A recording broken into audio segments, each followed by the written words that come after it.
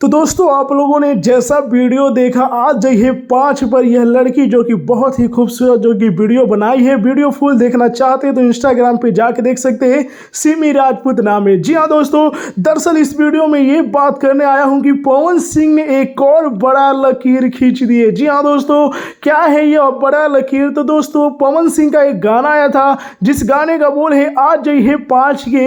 यह गाना जो कि भोजपुरी का पहला गाना बन चुका है जो सबसे तेजी से 2 लाख इंस्टाग्राम पर रील्स प्राप्त कर लिया है। जी हाँ दोस्तों, और इस पर बहुत सारे लड़के लड़की जो कि बनाए हैं रील्स, और इस गाने को भोजपुरिया दर्शक और बहुत सारे लड़के लड़की खूब पसंद कर रहे हैं। जी हाँ दोस्तों, पवन सिंह का ये बर्थडे स्पेशल गाना था और भोजपुरी का पहला ऐसा गाना था जिसमें हेलीकॉप्टर दिखाया गया था। जी हाँ दोस्तों, इस गाने के यूट्यूब पर व्यू की बात करें तो 20 मिलियन के करीब व्यूज प्राप्त कर चुका है। वहीं पर यह गाना जो कि इंस्टाग्राम पर 2 लाख इंस्टाग्राम रील्स प्राप्त कर लिया है। तो आप लोगों को क्या लगता है कि यह गाना भी कितना बड़ा रिकॉर्ड बनाएगा?